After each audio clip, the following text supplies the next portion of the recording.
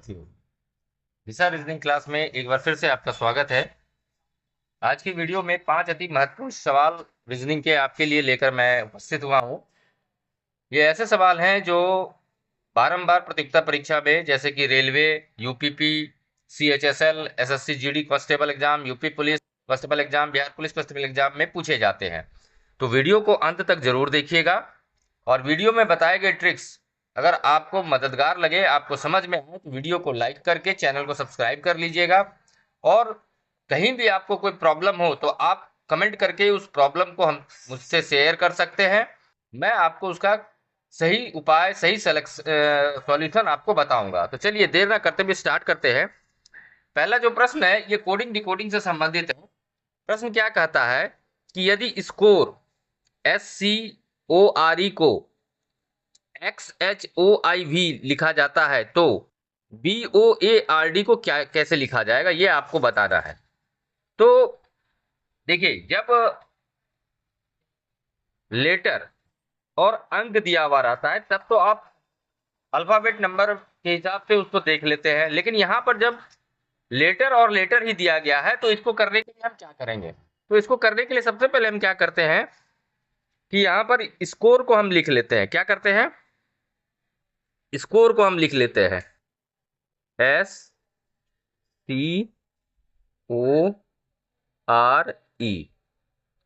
और फिर नीचे इसको लिख लेते हैं XHOIV। अब देखिए, C जो है इसका अपोजिट जो होता है वो X होता है, तो यहां पर देखिए उसको क्रॉस में लिखा गया है। और S का अपोजिट H होता है, यहां पे क्रॉस में लिखा गया है। O को बिल्कुल उसी स्थान पे लिख दिया गया है। फिर R का अपोजिट I होता है जो बिल्कुल सामने लिखा है, और E का अपोजिट V होता है जो बिल्कुल सामने लिखा हुआ है। तो इसी लॉजिक को हम बोर्ड के साथ भी अप्लाई करेंगे। तो सबसे पहले क्या करेंगे, हम यहां पर बोर्ड को लिखेंगे।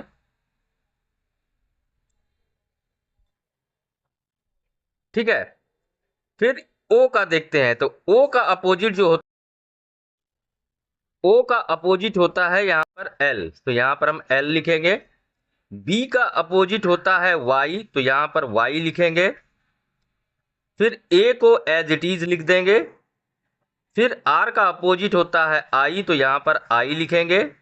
और D का अपोजिट होता है W, तो इसको यहां पर लिखेंगे। तो हमारा जो लेटर बना LYAIW, तो इसे देखते हैं ऑप्शन में कहाँ है। तो ऑप्शन नंबर डी में ये दिया हुआ है, मतलब ऑप्शन नंबर डी इसका करेक्ट आंसर हो जाएगा। तो आशा करता हूं कि बताए गए ट्रिक्स आपको समझ में आ गए होंगे।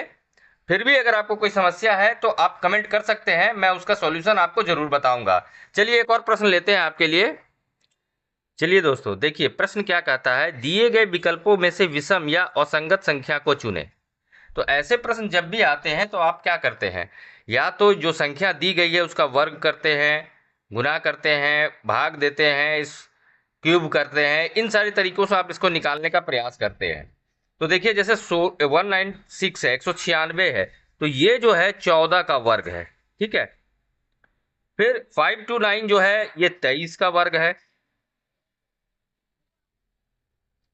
फिर 289 289 जो है ये 17 का वर्ग है।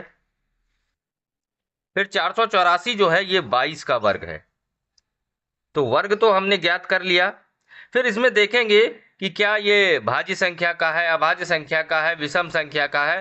तो ये देखिए सम संख्या है, ये विषम संख्या है, ये विषम संख्या है, और ये सम संख्या है। तो इस तरीके से तो हम इसे नहीं ज्ञात कर सकते हैं। तो अब क्या करेंगे? तो अब इसके लिए क्या करेंगे कि हो सकता है कि इसमें कोई अलग लॉजिक लगाया गया हो, तो हम एक नया लॉजिक ट्राई करते हैं।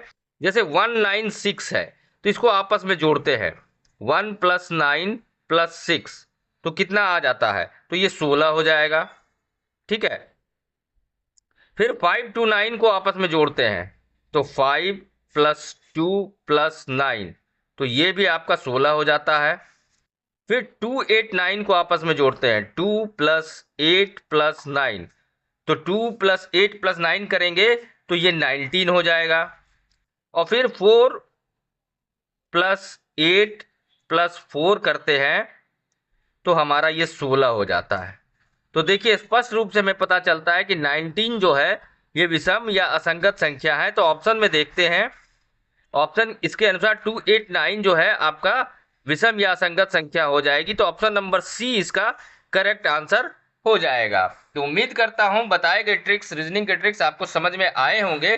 तो एक लाइक जरूर कर दीजिए वीडियो को और चैनल को भी सब्सक्राइब कर लीजिए। पीडीएफ प्राप्त करने के लिए आप हमारे व्हाट्सएप टेलीग्राम चैनल को ज्वाइन करें, लिंक डिस्क्रिप्शन में दिया हुआ है।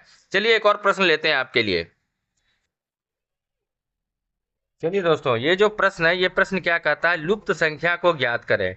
ये जो खाली स्थान दिया गया है, ये फिर ये, यहाँ पर आपको लुप्त संख्या को पता करना है। तो